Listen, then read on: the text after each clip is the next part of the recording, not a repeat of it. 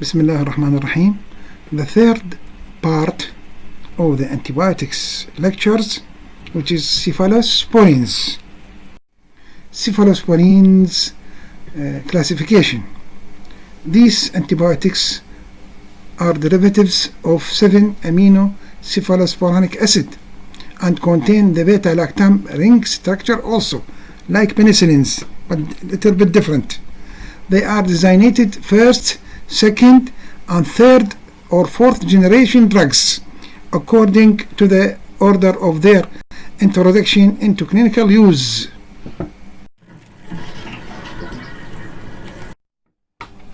Mechanism of action and resistance.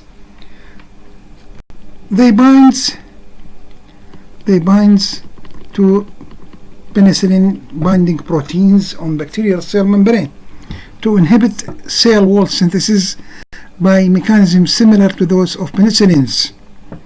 Cephalosporins are bactericidal against susceptible organisms, and they are less susceptible to staph penicillinases. Some bacteria are resistant through the production of other beta-lactamases. Resistance may result from decrease in membrane permeability and from changes in penicillin binding proteins. Methicillin resistant staph are also resistant to most cephalosporins. Clinical uses of cephalosporins. First generation drugs. Cefazolin, which is parenteral, and cefalexin, which is oral, are examples of these subgroups. They are active against gram-positive cocci, including staph and strep, E. coli, and Klebsiella pneumoniae. Clinical uses include treatment of infections caused by these organisms and surgical prophylaxis in selected conditions. They have minimal activity against gram-negative cocci, enterococci, methicillin-resistant Staph aureus, and most gram-negative rods. Second generation cephalosporins. They are less active against gram-positive organisms than the first generation drugs, but have an extended gram-negative coverage. Clinical uses include infections caused by Bacteroides fragilis, example cefotitan and cefoxetine, and by Haemophilus influenzae or Moraxella catarrhalis, example cefuroxime and cefaclor.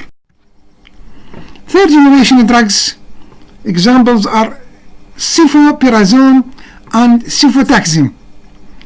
They have increased activity against gram-negative organisms resistant to other beta-lactam drugs and ability to penetrate the blood-brain barrier, except cefoperazone and cefoxime. Most are active against Enterobacter, Prophysenda, Serratia marcescens, and beta-lactamase producing strains of Haemophilus influenzae and Neisseria.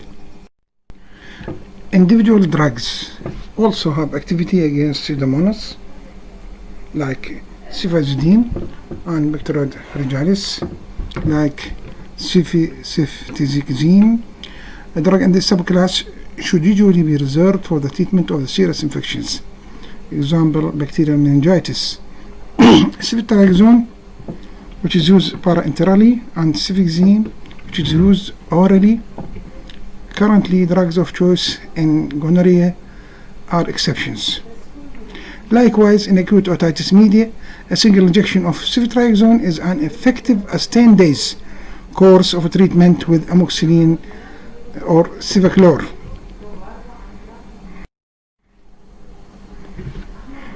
Fourth generation drugs. Cefepime is more resistant to beta-lactamases produced by gram-negative organisms, including Enterobacter, Haemophilus, and Neisseria. Cefepime combines the gram-positive activity of the first-generation agents with the wider gram-negative spectrum of the third generation cephalosporin.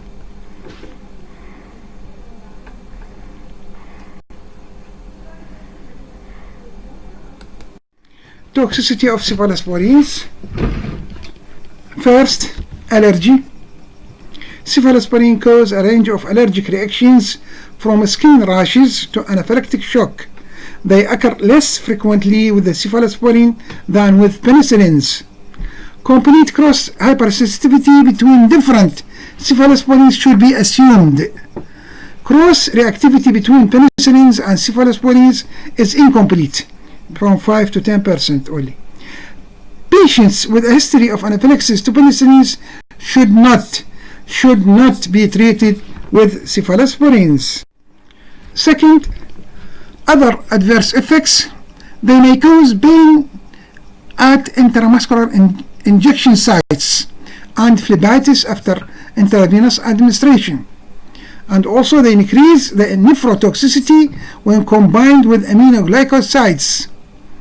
And also drugs containing a methyl thiotetrazole group such as cefiperazone and cefotitan and moxalactam causes hypoprothrombinemia and may cause disulfiram-like reaction with ethanol. Moxalactam also decreases platelet function and may cause severe bleeding.